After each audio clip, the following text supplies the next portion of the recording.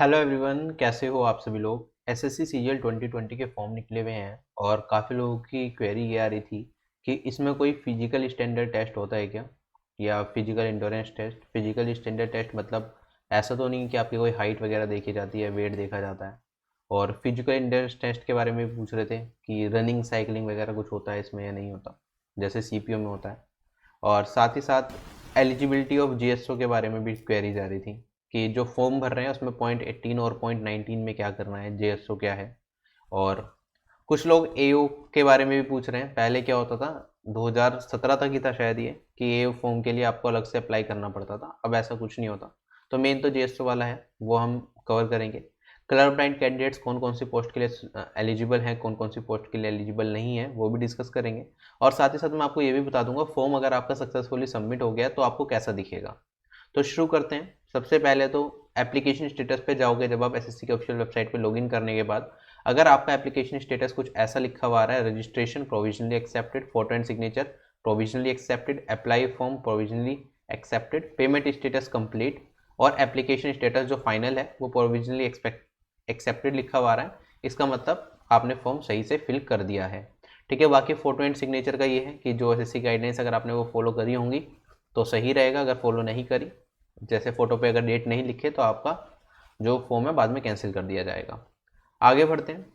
एक जो point query है 18 और 19 पॉइंट को लेके कि are you applying for the post of junior statistical officer और do you possess essential qualification EQ for the post of junior statistical officer. देखो, इसके लिए क्या करना है, एक एसएससी के फॉर्म में दो पोस्ट का अलग से दे रखा है। सभी पोस्ट के लिए तो ये होता है कि आपके पास बैचलर डिग्री होनी चाहिए या उसके इक्विवेलेंट होना चाहिए। लेकिन असिस्टेंट ऑडिट ऑफिसर में लिखा है एसेंशियल क्वालिफिकेशन में बैचलर डिग्री हो किसी भी यूनिवर्सिटी या इंस्टीट्यूट से। तो इसमें बैचलर डिग्री इंपॉर्टेंट है। ठीक है। अगर आपने ग्रेजुएशन कर रखी है तो कोई प्रॉब्लम आपको नहीं आएगी। आप एलिजिबल हो असिस्टेंट ऑडिट ऑफिसर पोस्ट के लिए भी और बाकी सभी पोस्ट के लिए भी। Same with assistant account officer.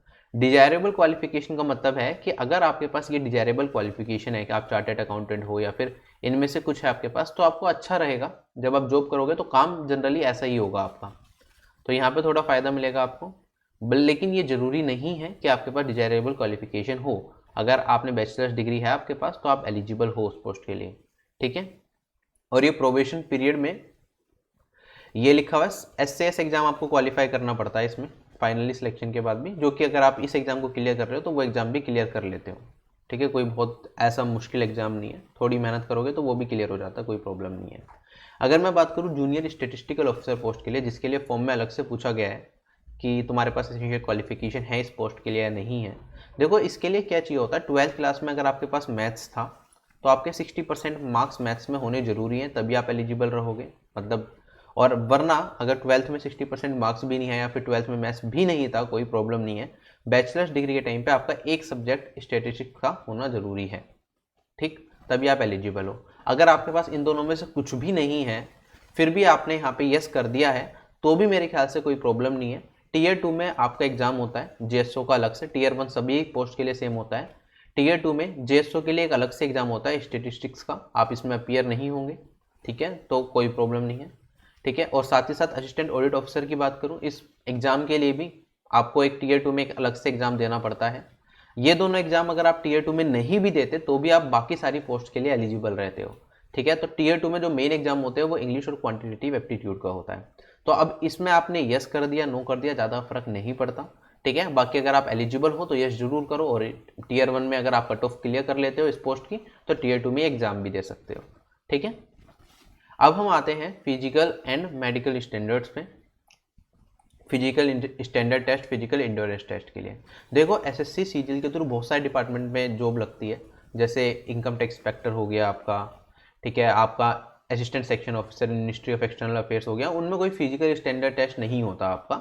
लेकिन कुछ पोस्टें, जैसे आप अगर एक्साइज इंस्पेक्टर लगना चाहते हो, आप एग्जामिनर लगना चाहते हो, प्रिवेंटिव ऑफिसर लगना चाहते हो, ठीक है, central bureau of narcotics join करना चाहते हो, ठीक है, उसमें इंस्पेक्टर या सब इंस्पेक्टर लगना चाहते हो, आप सीबीआई ज्वाइन करना चाहते हो, या फिर आप एनआईए ज्वाइन करना चाहते हो, तो इन पोस्ट के लिए आपका टेस्ट होते हैं कुछ, उसके बारे में मैं आपको बता देता हूँ। ये टेस्ट कब होते हैं, जब फाइनल रिजल्ट आ जाता है उसके बाद ये टेस्ट कंडक्ट कराए जाते हैं। जो लोग सीजीएल 2018 और 2019 के इस वीडियो को देख रहे हैं तो वो भी ध्यान से समझ लेना कि किस तरह से फिजिकल स्टैंडर्ड टेस्ट होंगे। अगर मैं बात करूँ सबसे पहले जो एक्साइज इंस्पेक्टर हो गया, आपका एग्जामिनर हो गया, प्रिवेंटिव ऑफिसर हो गया, या inspector and sub inspector in CBN हो गया, इनका जो फिजिकल स्टैंडर्ड्स होते हैं वो बिल्कुल सेम है। मेल कैंडिडेट्स की बात करी जाए तो इसमें आपकी हाइट होनी चाहिए 157.5 सेंटीमीटर, चेस्ट आपकी होनी चाहिए 81 सेंटीमीटर, और फुल्ली एक्सपेंडेड होनी चाहिए इतनी, और इसमें मिनिमम एक्सपेंशन आपका 5 सेंटीमीटर का होना चाहिए। ठीक है। अगर आप Garhwali committee, Assamese committee, Gorkhas या आप ST कैटेगरी से बिलोंग करते हो तो आपको 5 सेंटीमीटर का रिलैक्सेशन मिलता है। यहाँ पे शेड्यूल्ड ट्राइब्स के लिए SC कैटेगरी को यहाँ पे रिलैक्सेशन नहीं है। अगर मैं बात करूँ यहाँ पे आपका एक फिजिकल टेस्ट भी होगा, 1600 मीटर आपको 15 मिनट में चलना होगा, जो कि आराम से आप चल लोगे अगर नॉर्मल पर्सन हो, कोई प्रॉब्लम नहीं है बॉडी में बड़ी। साइकिलिंग की बात करें 30 मिनट में आपको 8 किलोमीटर साइकिल चलानी पड़ेगी, जो कि आप आराम से कर लोगे अगर आप ठीक हो, राइट। तो कोई बहुत मुश्किल फिजिकल स्टैंडर्ड या फिजिकल इंडोरेंस टेस्ट नहीं होते। अच्छा, कुछ लोगों का सवाल हमेशा ये रहता है कि सर नोकनी है या फ्लैट फुट है, उन्हें कोई प्रॉब्लम होगी क्या फिजिकल मेडिकल में? तो यहाँ पे कहीं भी नोटिफिकेशन में मेंशन नहीं कर रखा कि नोकनी अलाउड नहीं है या आपका फ्लैट फील अलाउड नहीं है, तो सब जॉब्स के लिए आप एलिजिबल हो। ठीक है। जिन लोगों को चश्मा लगा हुआ है वो भी सभी पोस्ट के लिए यहाँ पे एलिजिबल हैं। ठीक। अगर मैं बात करूँ यहाँ पे हमने जो मेल कैंडिडेट्स के स्टैंडर्ड्स देखे थे, फीमेल कैंडिडेट्स के सेम डिपार्टमेंट से जो स्टैंडर्ड्स हैं, आपकी हाइट मिनिमम 152 सेंटीमीटर होनी चाहिए और वेट मिनिमम आपका 48 kg होना चाहिए। ठीक है। हाइट में रिलैक्सेशन मिलता है 2.5 सेंटीमीटर का, और वेट में भी मिलता है 2 kg का रिलैक्सेशन अगर आप इन पर्टिकुलर कम्युनिटीज से बिलोंग करते हो या फिर मेंबर हो शेड्यूल्ड ट्राइब के। फिजिकल टेस्ट में भी थोड़ा आसान है आपको 1 किलोमीटर चलना है 20 मिनट के अंदर, और अगर हम बात करें साइकिलिंग करनी है 3 किलोमीटर 25 मिनट के अंदर। ठीक।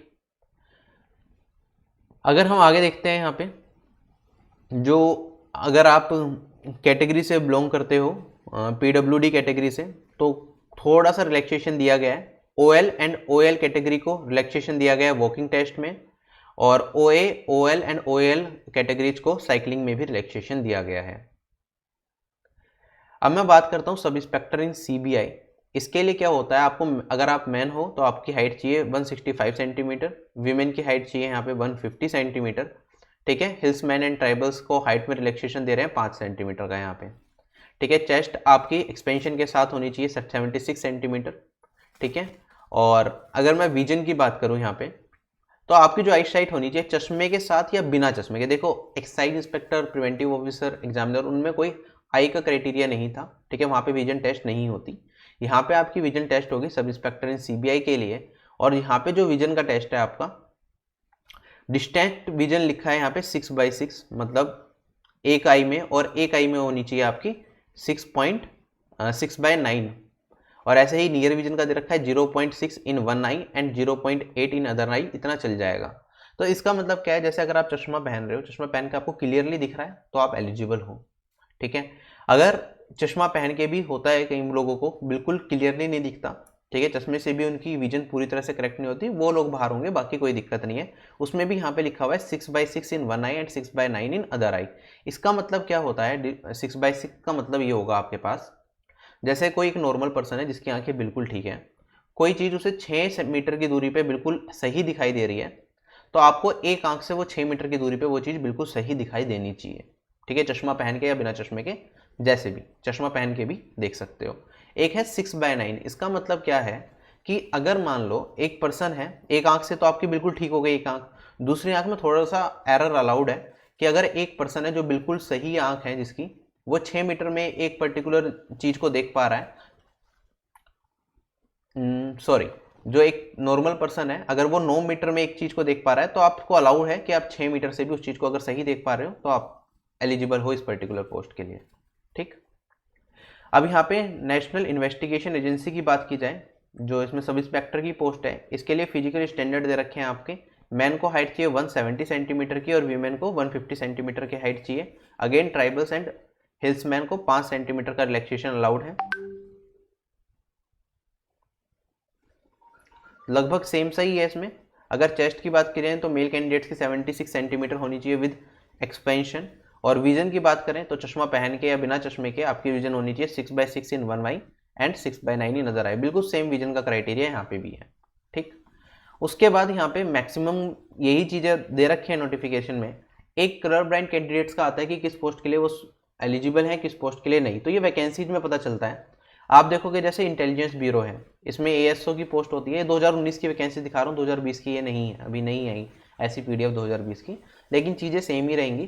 तो इंटेलिजेंस ब्यूरो में क्लर्क ब्राइट कैंडिडेट्स एलिजिबल नहीं है, ठीक है। अभी आईबी एसीआईओ की भी पोस्ट निकले हैं, उसमें अलग से मेंशन नहीं कर रखा क्लर्क ब्राइट कैंडिडेट्स के बारे में, लेकिन यहाँ पे तो एएसओ की पोस्ट है जो कि एग्जीक्यूटिव पोस्ट भी नहीं है, ठीक है। इसमें ही कलर ब्राइट कैंडिडेट्स एलिजिबल नहीं है, तो उसमें भी नहीं होंगे। जिनसे मैंने बात करी थी उन्होंने भी यही चीज़ कही थी।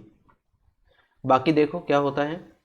अगर हम बात करें यहाँ पे, अभी 4 पोस्ट की बात करी थी, excise inspector, preventive officer, inspector, और यहाँ पे ईडी में अगर आप लगते हो असिस्टेंट इन्फोर्समेंट ऑफिसर, तो यहाँ पे भी कलर ब्राइट कैंडिडेट्स अलाउड नहीं है।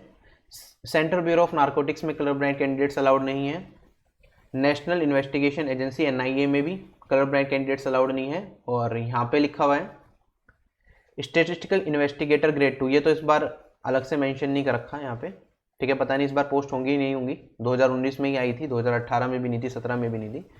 इस पोस्ट में भी कलर ब्राइट कैंडिडेट्स अलाउड नहीं है। बाकी मैक्सिमम पोस्ट में अलाउड है, ठीक है। सेंट्रल ब्यूरो ऑफ नारकोटिक्स में जो सब इंस्पेक्टर है उसमें अलाउड नहीं है, ठीक।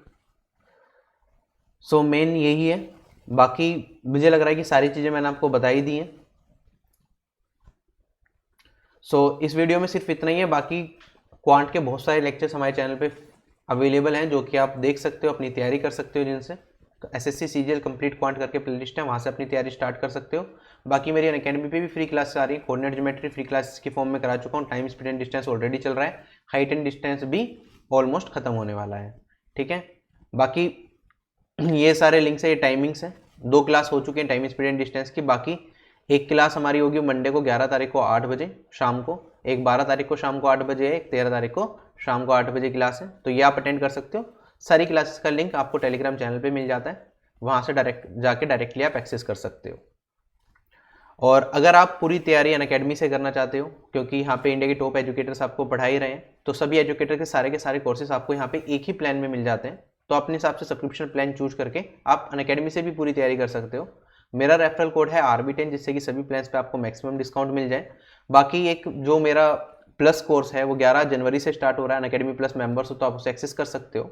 बिल्कुल बेसिक से वहाँ पे मैं अर्थमेटिक स्टार्ट कर रहा हूँ, तो आप उस कोर्स में भी एनरोल कर सकते हो, राइट। तो इसमें सारी चीज़ें होती हैं, पीडीएफ्स मिल जाएंगी आपको जो भी चीज़ें पढ़ाई जा रही हैं, ठीक है। सारे लेक्चर्स लाइव होते हैं, कोई आपको डाउट है क्लास में साथ के साथ पूछ सकते हो। और बाकी जो प्रीवियस सेशंस हैं, जो पहले मेरा बैच आया था उसकी रिकॉर्डेड वीडियो, वो सारी की सारी आपको अनअकैडमी पे मिल जाएंगी, और ये मेरी नहीं सभी एजुकेटर्स की मिल जाएंगी, ठीक है। तो सारे कोर्सेस आप एक ही प्लान में एक्सेस कर सकते हो।